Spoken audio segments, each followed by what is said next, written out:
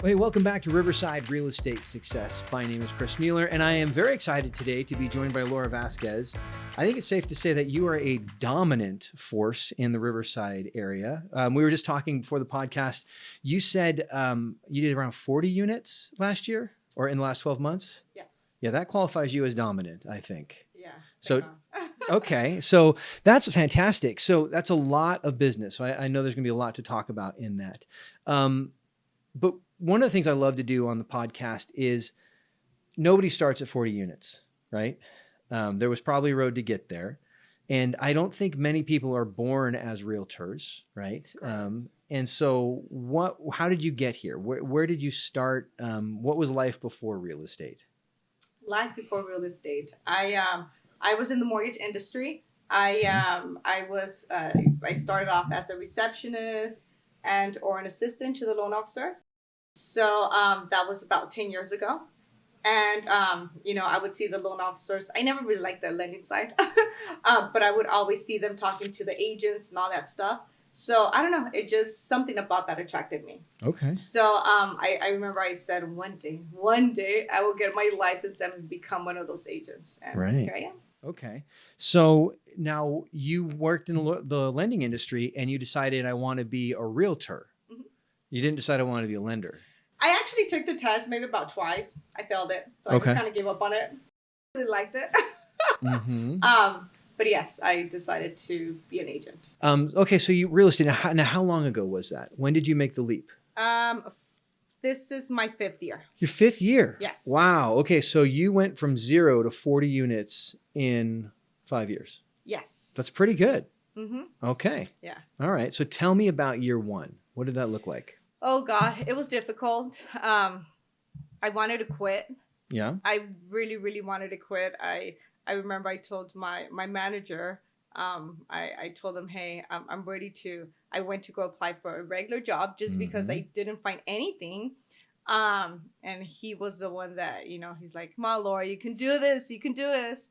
Thank God I listened to him, but I didn't get my first deal until maybe 8 months after. Okay. So it was very frustrating and it was a struggle. Yeah.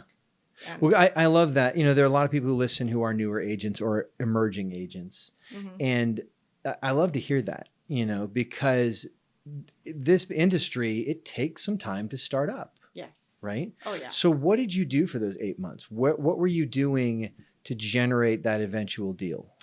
I cold calling. I did a lot of cold calling expires. Okay. I would get, big pieces of cold calling sheets, expires listings. Mm-hmm. So I would literally go into the office early in the morning and I would cold call straight for 2 hours. Wow. And that's how I got my first deal. Okay. Door knocking as well, but more cold calling. All right. That is, okay. So it's interesting because again, we haven't done a lot of expireds in a while, right? Just because the market was so hot. I think that market's coming back. Yes. But that's a pretty hardcore way to get started, right? Yes. Mm-hmm. Okay. Yeah. And it worked. Yeah. And it worked. Okay. So 8 months to get that first. And was it an expired listing? It was an expired listing. Yes, it was. All right. Yes. That's cool. So I want to qualify something you said because I talk to a lot of agents and I hear people say, well, I don't want to make cold calls. And one of the things that I say is there's cold calls and then there's just calls, right? You're talking honest to goodness cold calls, right? Yes. And I would even say those aren't super cold because they already raised their hand and said, I want to sell the house, right? But it's someone you have a relationship with. It's funny how many agents say cold call when they're talking about their database. Yes. It's crazy. Yes. Right? So you worked with the expired listings. You got that one. And then was the second deal immediately after? How'd that work? It took me a while. Not a whole lot, I guess you could say. But after I got that deal, I don't know. I just kept on going. I didn't stop. I still kept on cold calling. And believe it or not, I am so thankful for that just because it's so funny because I actually met an investor through cold calling. And he's the one that guided me kind of how to get, which we can probably talk about later. Sure. Into flips. Okay. But anyways, that just opened up like so many doors and I got a lot more leads off of that too. Yeah. But yeah, it was great. See, this is powerful though, because, opportunity favors the prepared. right? Oh, And yeah. it's the people who are doing the work. And there must have been a tremendous mindset, because for you to continue to go back to the cold calls with limited success, but then to still be able to find an opportunity like a connection and an investor who's willing to give some mentorship, some tremendous mindset there. Yes, definitely. Yeah. So tell me about that. So, through a cold calling, an investor, his house had it was expired already. Somehow we just connected. We met up for coffee, and he told me how he started as well, and he just gave me a lot of tips, a lot of guidance on how to flip houses. Yeah. And my first flip, I actually did it with him. Okay. I partnered up with him. Yeah. So it was just great. You know, you just never know who you're gonna meet, you know, who you're gonna talk to. So so we went from real estate agent to real estate investor. Where are we as far as the journey is concerned? What year are we on now? On investing? Yeah. So I am truly, I guess you could say, my second year of fully investing. All right. So that cold calling wasn't just a flash in the pan. That was, for 4 years. We're still calling expireds. We're still hitting the list. We're still running those. Yeah. Yes. Yeah, totally. Cold calling. So tell me, when did you feel like I have traction? I am now closing deals with regularity, let's say once a month. How long did it take to get there? It probably took me about 2 years, I would say. Okay. About 2.5 years or so. After I got my first deal, once again, I just kept on going. And I would always think of myself. I would always admire those agents that would make so much money. And I'm like, hey, well, if they can do it, how come I can't? We all can achieve it. Yeah. You just got to put in the work, because I do believe if you put in the work, it'll come to you. Yeah. So we went from, tell me again, what was the time period there to get traction? You said 2 years? 2 years, 2.5 years, maybe. Right. 2.5 years to sort of get to closing consistently, where we're looking at, 12 units a year, right? 12 to 40 is a big jump. So what was the difference? Persistence. Okay. Persistence, mindset. Yeah. Very mindset. I think my coach, he's always been talking to me about mindset. And I think that has helped me out a lot. And just being persistent with everything and anything that I do. Okay. Either, door knocking, just doing something, calling my past clients, doing something so you can get that business. Okay. So as the business has grown, we've moved away. We're still doing the cold calling, still part of the mix, right? And that's important, right? Because there's some agents who think, well, I'm going to do this until I don't have to anymore, right? Because if you're not growing that database constantly, your database is dying, right? And that's how the cold calls are how we're building the database? Yes. Okay. Yes. And then where is the bulk of the business still from those calls, or where's that coming from? I guess it's a little bit of everything. So, cold calling, I also do a lot of door knocking, my farm. Okay. I've gotten quite a few sellers from that. Now, did you start farming right away? No, I probably didn't start farming until maybe a year after, or half a year after I was all in. But there's still some significant time in the farm. Oh, yes. Okay. Definitely. Okay. Yeah. I believe any sort of prospecting that you do, it's going to give you something, as long as you're persistent with it. Right. Yeah. Absolutely. So the cold calling is a piece of the puzzle now. We've got the farm that's a piece of the puzzle. You mentioned past clients previously. That's a piece of the puzzle.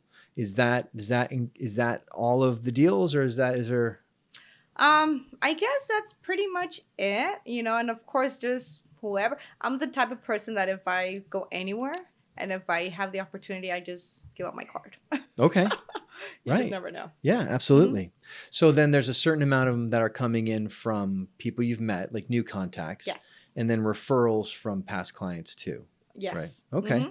I have to say, I mean, and again, I do talk to a lot of agents. To have the growth that you have in the period of time that you have, it's pretty extraordinary. Thank you. Right. So you're making it sound pretty easy. Well, not easy, but simple. Right. It's not. Okay. It's not hard. Okay. I would say it's not hard, but it's not easy. I love that. You just have to put the work in it, and put in the hours. Okay. Yeah. So let's break that down a little bit. because I think success is simple, not easy, meaning you have to be consistent, Mm-hmm. right? And anything that you want to be good at in life, you've just got to be willing to put the time in, Yes. right? And there's the 10,000 hour rule, right? Mm-hmm. And it's time on task over time. You've definitely been putting the time on task over time. So let's break that down a little bit, because I want to be a top producer like you, right? I want to sell 40 houses in a year. So what do you wake up and eat whole coffee beans? I mean, what do you do to get started? Kind of. Like, what's the morning look like? My mornings, I wake up, I try, I'm not going to say I'm very consistent because I'm not, but I wake up usually at 6 o'clock in the morning. Okay. I meditate, I pray, journal, Mm-hmm. try to work out at least 20 to 30 minutes, you could say. Okay. In my house, put TV, YouTube on, just anything that'll give me any sort of movement. Mm-hmm. Get ready. I have a 15-year-old and a 3-year-old. Wow. So take my son to school, and then my daughter I drop off at my mom's. Now that's a spread. You got two different people doing two totally different things right there. Right? Yes. Yeah. Yeah. Okay. That's good. So what I'm hearing is the morning is dedicated to that inner energy, Mm-hmm. right? It's the I'm working on the me. I'm making sure I've got the reserves to do the thing I need to do, but I'm also connecting with the most important people in my life, which would be your daughter and your son, right? Oh my God. But that's really powerful, right? Because what you told me is I don't jump into the mess. No, Okay. I don't. I jump into the mess, I guess, once I get to the office. Yeah. Right. Yeah. Right. But there's a lot of people who they never sort of take that renew and refresh, right? Mm-hmm. And their morning starts with the phone in their hand, and they're replying to emails and text, and they're doing all that, to the moment they go to bed, and they find themselves burnt out. I don't get that from you. No, not really. I try not to. Okay. I know a lot of agents as well, look at their emails early in the morning. I don't. Mm-hmm. I wait until once I get to my office. Mm-hmm. Then I take it from there. Well, it's definitely hurting your business. I mean, I'm kidding. It's just 40 units, right? I mean, but I guess I say that tongue in cheek because I want people to hear that, right? Like, because we have these limiting mindsets where we think I've got to answer my phone, at 6 a.m. And if I don't, or if I'm not totally responsive, I don't check my email at 10 o'clock at night. You check an email at 10 o'clock at night. Can you do anything about it? No. You can't. Right? Yeah. So be present to the people you love, and then have that lifestyle you want to live, right? And it sounds like you found that. Yes. Okay. Yeah. All right. Well, we've gotten through the morning. And so we had a little exercise, we had some family interaction, we had some spiritual, prayer. Now we're getting to the office. Tell me what that looks like. So the office, I'm not going to say I have a schedule in the office because I don't. I want to implement it more. Okay. Honestly, I was like all over the place, Mm-hmm. Everybody has, my managers, my just people in the business have all given me tips on how to organize myself a little bit more. But anyways, what I try and tend to do now is at least 2 hours in the mornings of just prospecting. Mm-hmm. From 10 up until 12. That's a given. Yeah. If I can do it in the mornings for whatever reason, I'll push it up to the afternoons. So I try to do at least 2 hours a day. Yeah. A day. Yes, of prospecting. Well, I love that because the data would say yes, Mm-hmm. right? When we look at agents who have businesses like yours across, nationally, what we see time and time again is that dedication, that time block to generating business for 2 hours to 2 to 3 hours a day. Now, what does that break down to, like conversations? How many contacts do you actually make in those 2 hours, do you think? Oh, God. Oh, goodness gracious. I don't know exactly. Okay. Just, I'm not going to lie to you. I don't know. Yeah. I can have one conversation with a client that can probably take, they have to be a good lead for me to, Mm-hmm. stay on the phone. But anyways, I can probably be on the phone for like 20 minutes or so. Mm-hmm. So it all depends on how it goes. Right. Yeah. Right. Okay. Just curious because, what I find with agents at your level is there's always a ratio, right? There's always I do my calls for this long. I make X number of contacts for X number of contacts, then I can predict I'm going to get X number of leads. And for X number of leads, I can predict, and there's always that ratio. And it's kind of fun when you start looking and you dial in that ratio, you go, oh, and then you just, you know what you need to do.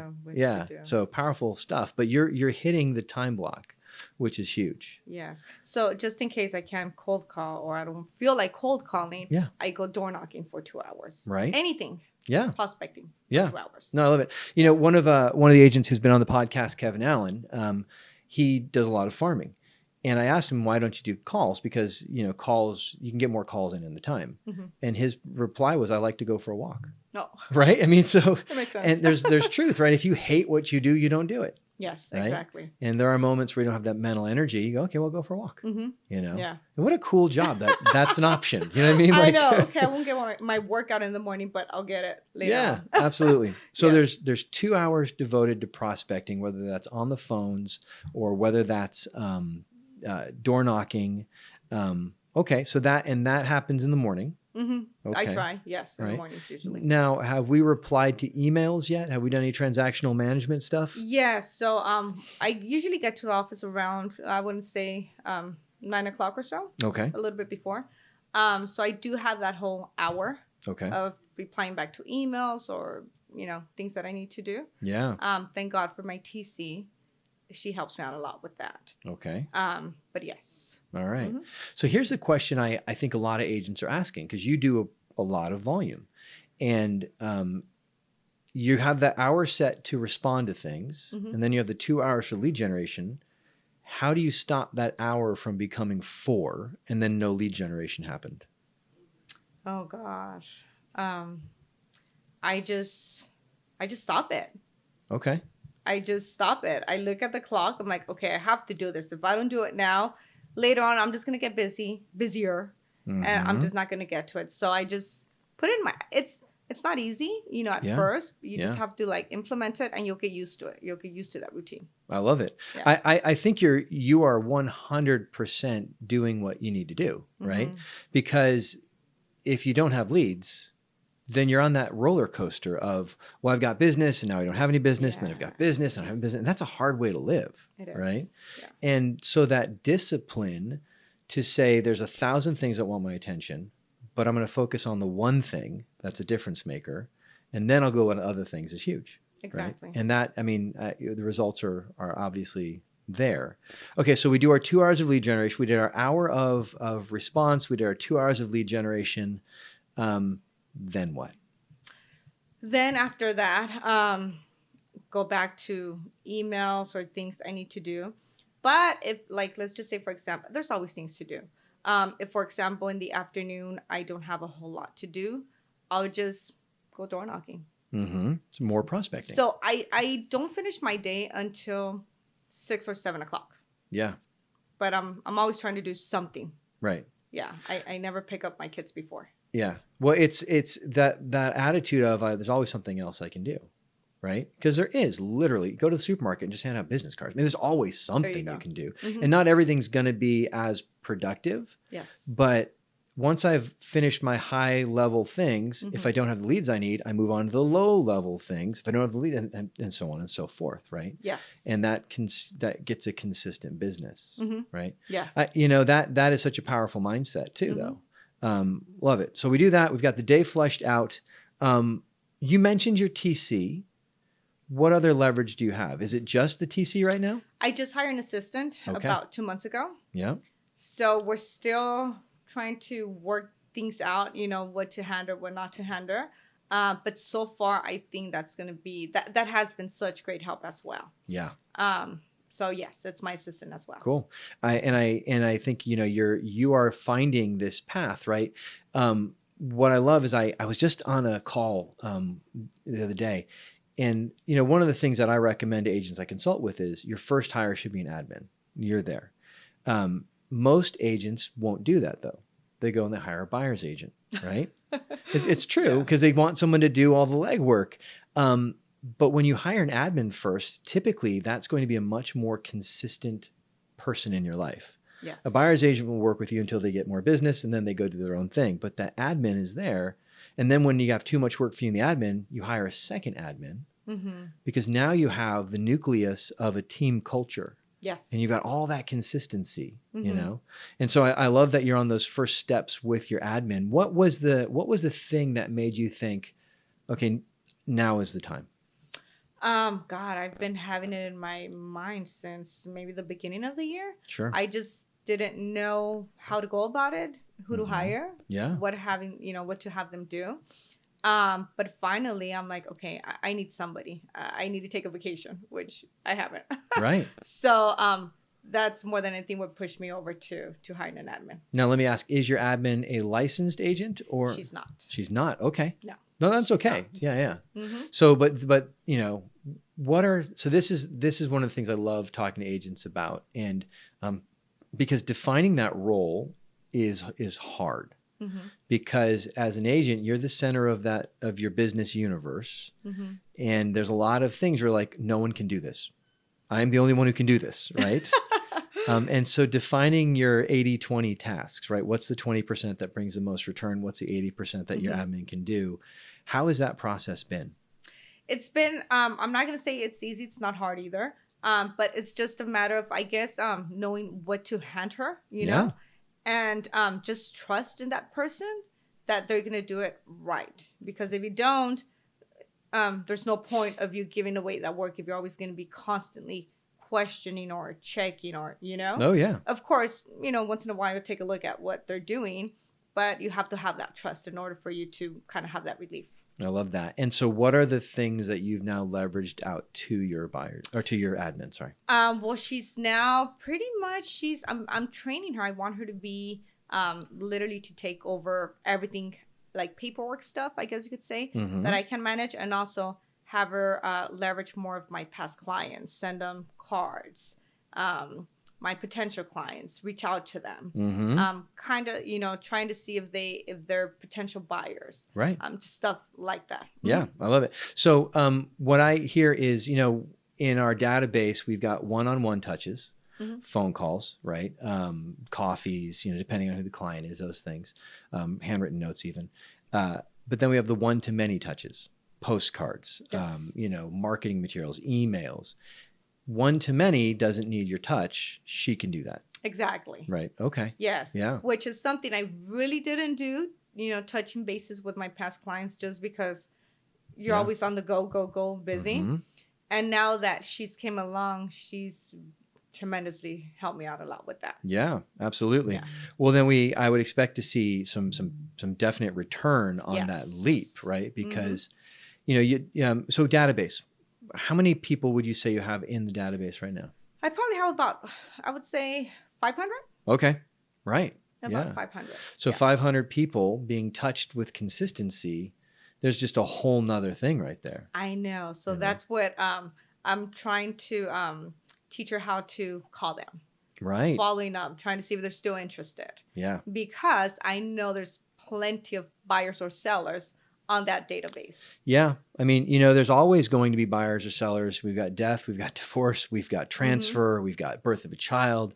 And there's a bunch of millennials who need houses, right? First time home buyers. Yep. Yeah. So that's great. So I love what I'm hearing about that business. I mean, I can't, so what's next? Keep on going. I don't think I've still reached my, where I want to get to. Yeah. I eventually want to, I don't know. I want to grow a team, do more in volume. So right now I just feel like, okay, I'm here. You know, I want to really, really get up there. So I'm still working. Okay. All right. Yeah. Well, I love that.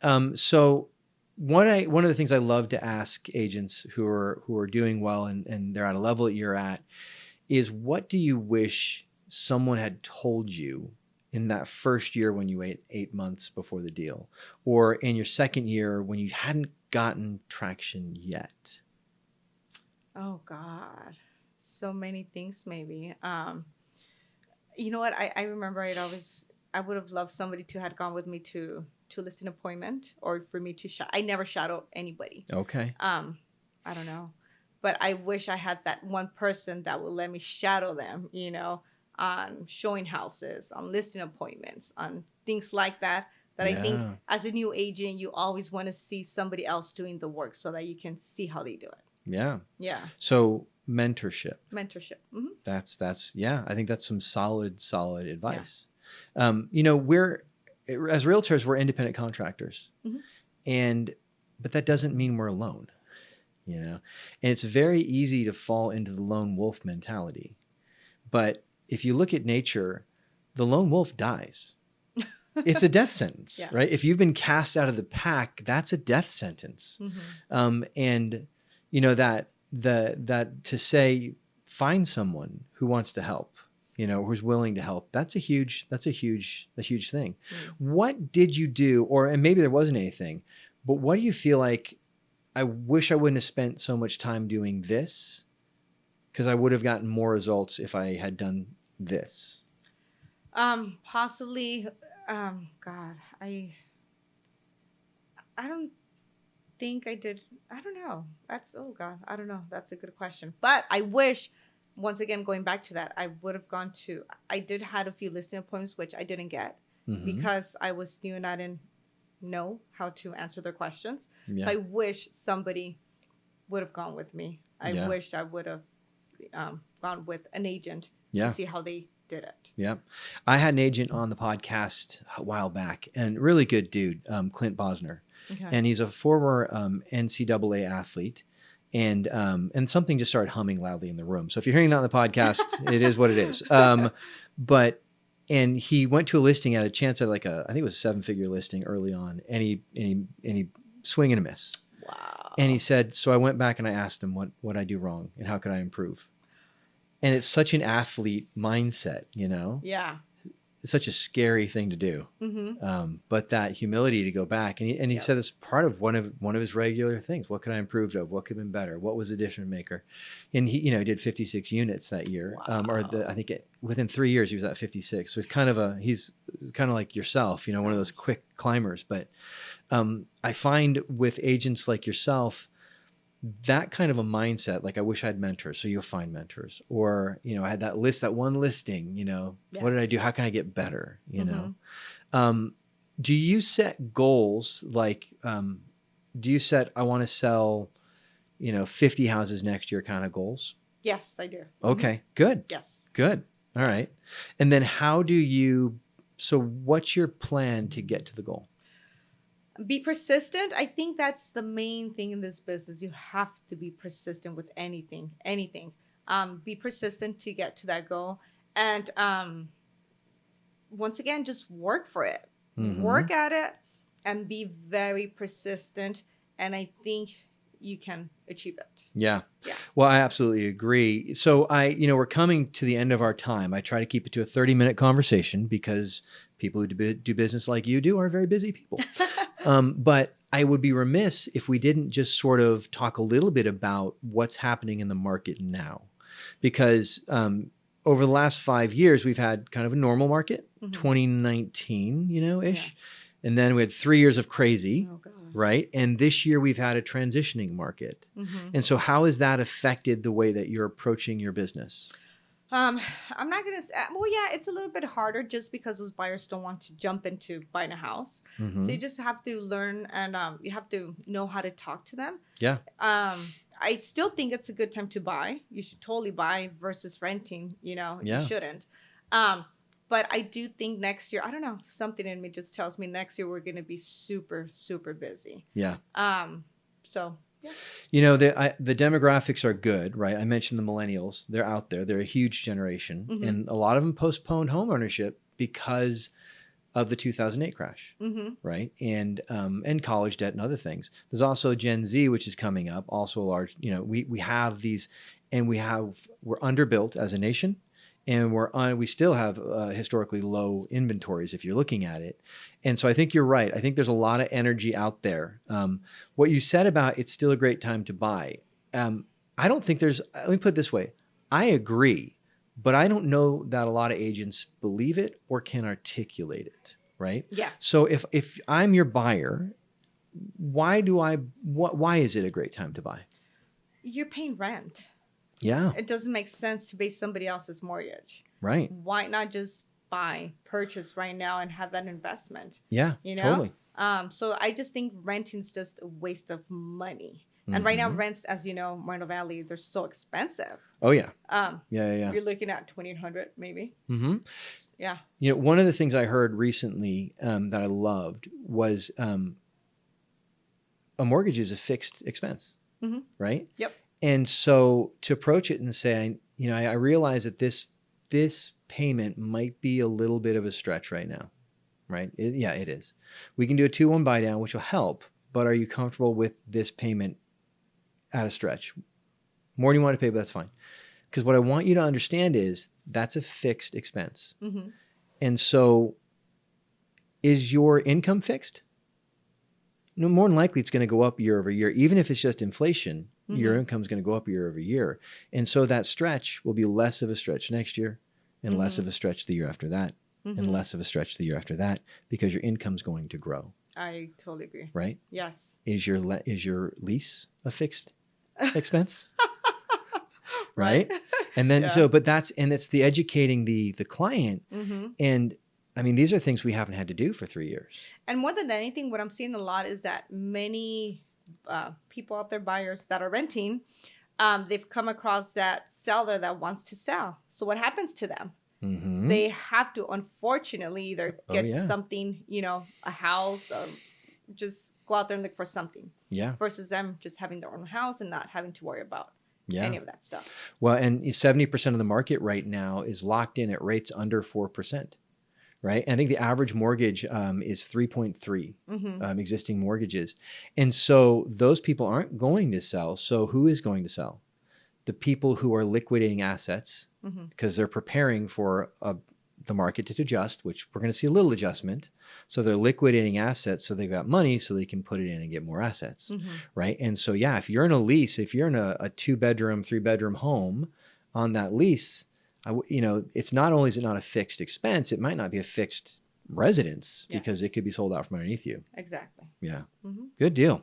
Well, Laura, I've had a fun conversation. I hope you've enjoyed it. Yes, it wasn't too painful. I would love to have you back. One of the things I'm looking to do is just panels with agents like yourself, because like I said, the lone wolf dies. And in this industry, we're better when we work together. Yes.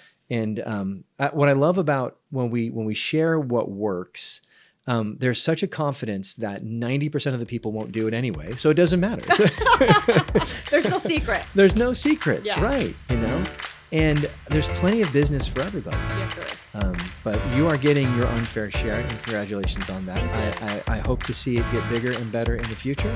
So thank you so much. Well, hey guys, that's the podcast. We will catch you next time.